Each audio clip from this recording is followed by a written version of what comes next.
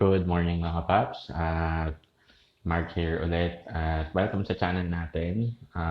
Kung mahilig ka sa kotse, sa DIY, car show, maintenance at kung ano-ano pa, baka gusto mong i-hit yung subscribe button at notification bell para ma-update ka sa mga bago nating uploads. Okay, so ngayong araw magre-review tayo ng isa na namang product na nakita ko sa pangalan ng store is Workshop dito sa Tagaytay kasi nga lumipat na tayo. Pero tingin ko naman meron to sa Ace at yung mga handyman sa mga mall. Ang i-review natin ngayon ay itong Micro Magic Rain Repellent. So titingnan natin kung effective pa talaga siya. Ang sabi dito, clear vision, improves visibility, repels rain, snow, ice, salt, mud, bugs, grime. So, yun yung kine-claim niya. Very straightforward naman yung instruction. So, yun mismo gagawin natin. Kailangan daw ng tela, cloth, basically. Tapos, yung pang-test natin, iba may spray bottle tayo.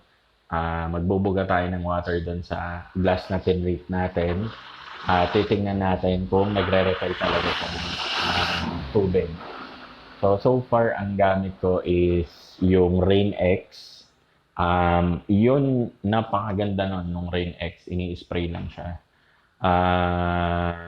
Nagre-repel, nagbibid talaga yung tubig. Pero yun nga, medyo may kamahalan yun.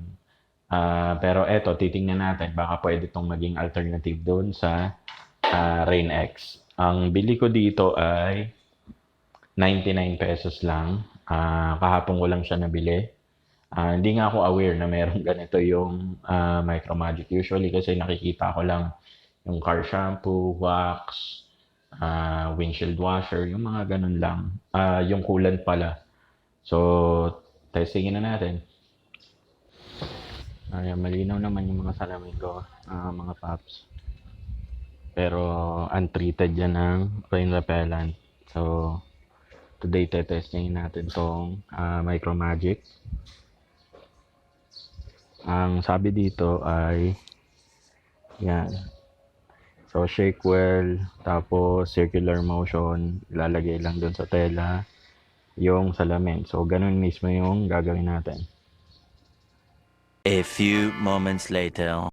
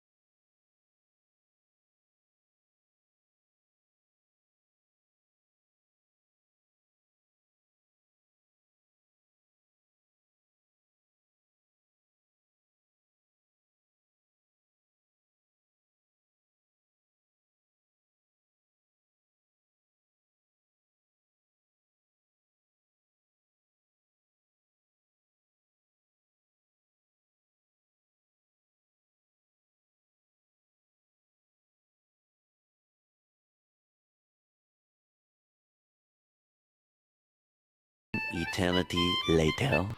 Okay guys, so tapos na tayong i-treat yung lahat ng salamin sa kay Neo. Ayan. So as a part of the test, magsisimulate tayo ng ulan gamit yung spray bottle. So titingnan natin kung totoo ba yung sinasabi nilang nagre-repel siya ng water. So kung nagre-repel siya, dapat magbe-beads lang to immediately. Okay? So itetest natin siya sa lahat ng salamin kasi lahat ay tinrit naman natin. So let's start with the windshield.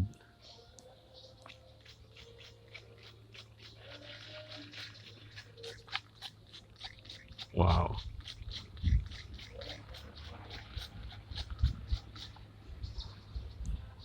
Nice. Oh guys, kita niya. Yes, nagbibid talaga siya guys. Very nice. Nice.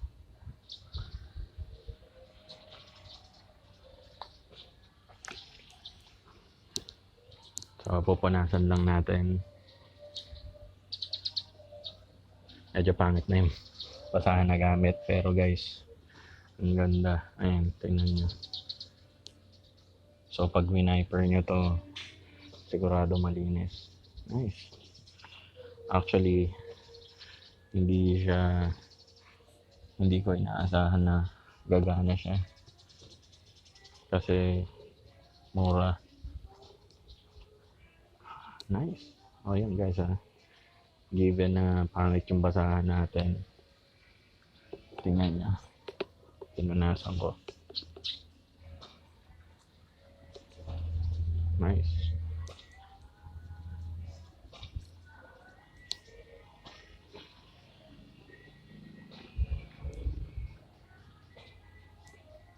Ayos. Sige. I think hindi na kailangan i-test pad sa mga salamin sa gilid. So test natin sa likod. Guys, check that out. So para siyang hydrophobic. Diba? Nagbibid talaga. And yan yung wax na gamit natin. So nagbibid din yung water. Nice. So yung wax is yung Micro Magic din na Carnauba. Ginawan ko rin ng review yun. So check nyo na lang sa playlist. Nice. Wow. Okay yung Micro Magic ha. Baka pwede namang sponsoran tayo niyan.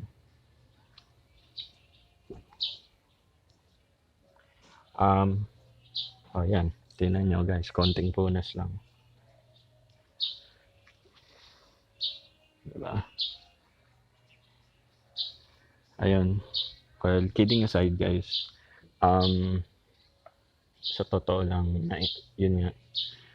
Na-impress ako sa dun sa water repellent. Given na sa price niya na 99 pesos lang guys. Very, very, very effective siya. Ayan, tingnan nyo yung windshield. Crystal clear. Medyo marami nga, ayan, basa pa nga ako. Diba? Medyo marami yung in-spray ko, pero tingnan nyo naman. Ayan guys, tapos na tayong i-test yung Micro Magic Rain Repellent. Very, very effective siya. Natuwa ako actually. Para siyang Rain X guys. Tapos yung amoy niya very similar din sa Rain X na parang alcohol. Tapos mabilis din mag-evaporate. Pangit lang kasi yung basahan ko kaya medyo mahirap siyang i-apply ng una, 'di ba? Kita niyo parang nagbe-blurred siya. Pero yun nga, yung kiniklaim niya na clear vision, totoo yun kasi chinek ko siya sa loob. Mas malinaw. Tapos yung nagre-repel ng rain. That's true. Nakita nyo naman dun sa video.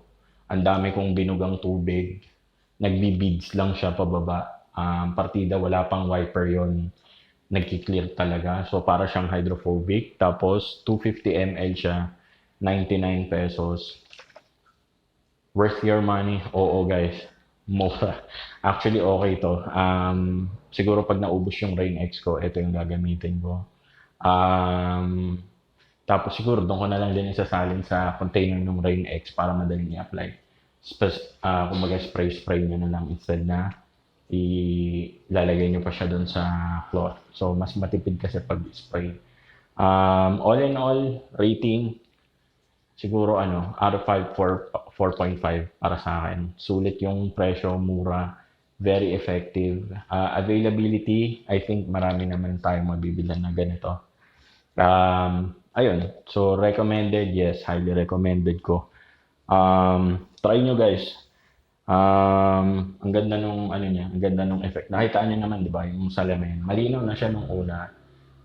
Mas nag-crystal clear pa siya after kong ma-apply. And ayun, kahit wala sa instructions, I would recommend na linisan niyo muna yung mga salamin. Yung may video din tayo ng gamit yung glass cleaner before nyo applyan ng rain repellent or water repellent. And yun, that concludes our product review. Kung nagustuhan nyo guys, please give it a thumbs up. Tapos, feel free to subscribe. Kung di ka pa nakasubscribe. At mag-share na rin ng mga videos guys para marami tayong matulungan. I would really appreciate it na i-share nyo yung mga videos. Siyempre, hindi ko naman kayang i-share yan araw-araw. Yung mga groups lang kung saan ako kasali. So, doon ko lang na i-share. So, I would appreciate it kung ma-share nyo rin sa wall nyo or kung sa mga groups kung saan kayo part. Again, ito nga pala si Mark. Thank you so much. Kita-kits tayo sa susunod na video.